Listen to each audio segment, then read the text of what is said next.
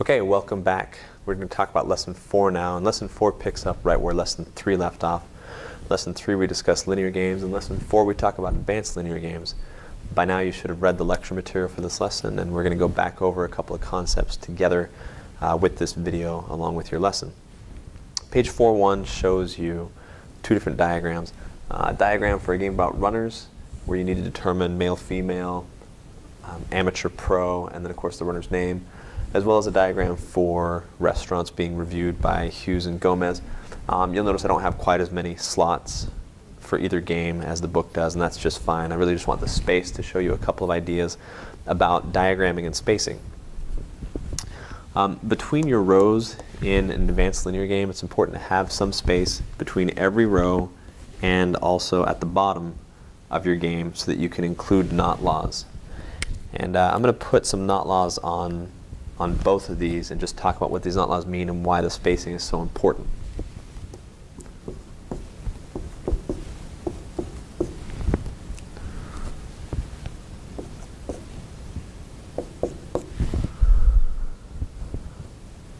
So for this game, where all of the categories that we talk about, male, female, status, and runner's name, are all discrete categories, there's no overlap between the rows.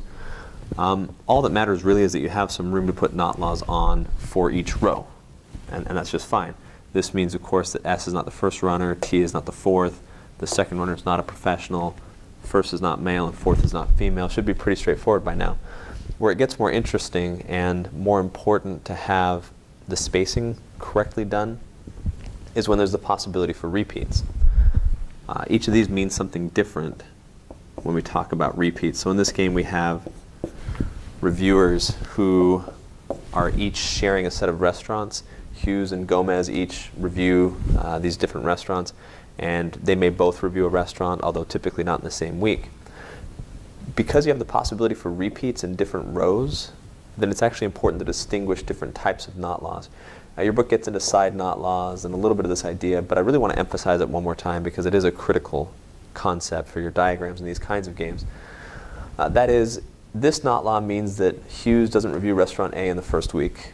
That Gomez doesn't review restaurant B in the second week. This one suggests that nobody reviews restaurant C in the third week. And this one, that Gomez doesn't ever review restaurant D. You can see the extra complexity that comes up in these advanced linear games as compared to basic linear games because of the way that the variable categories can overlap and intersect with each other.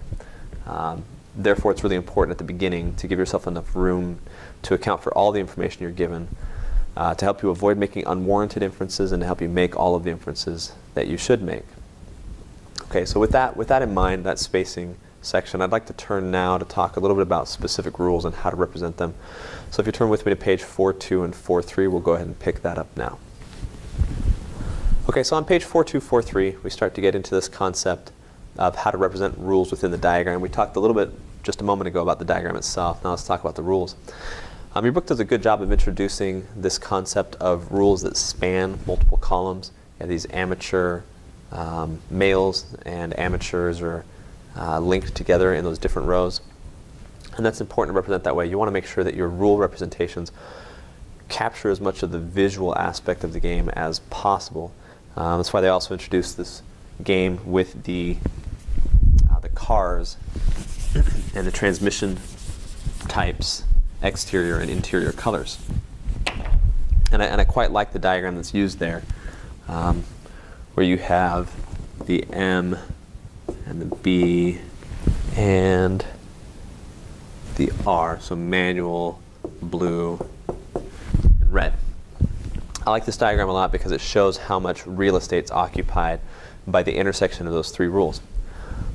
What the book fails to do then is kind of carry this through to its logical conclusion in the next set of rules. The next rule says that there are two red trucks that arrive before Y, and in this game what you would see is a basic setup where, you know, color is one row, the red, and then the name of the truck is another row, in this case Y. If I know that there are two red trucks before Y, rather than using a basic sequencing diagram, I actually want to use an advanced linear diagram. It makes more sense in this case. So the advanced linear diagram, you place Y as you normally would, but then the change occurs in the position of y. I'm going to position y on the lower row, and then I'm going to position both red trucks on the upper row. Okay, so I hope that's visible on the tape, but what I've done is I've got lines beneath the R's to suggest that R belongs in the upper category, the top row, and then a line above the Y, showing that Y is in the lower category. And this is more visual, just as this representation was. I'm going to redraw that actually, so forgive me for the delay, but I'm going to draw it bigger. I want to make sure that it really can be seen. Okay, so 2 red trucks and then Y. And you can see now, if you do it this way, you can see how that's going to fit into this diagram. There are a minimum of 2 red trucks before Y even shows up, which means Y in this case would be no earlier than 3rd. The same thing could apply to the next sample they give you about rankings in management and creativity. So that Rivers' ranking in management is ahead of Rivers' ranking in creativity. Assuming this is an advanced linear game, I would go ahead and have a setup of how Rivers is ranked in these various categories. Management could be on the top, creativity on the bottom. And then I know that this R down here can't appear until that R has already appeared. But why not go ahead and carry over that visual aspect here as well in my rule and make it Rivers management up top ahead of Rivers creativity on the bottom. Whenever possible, to the extent that you can, make your rules fill up the same kind of space as your setup does, so that you can glance at the rules and see what's actually going to happen when they're put into place.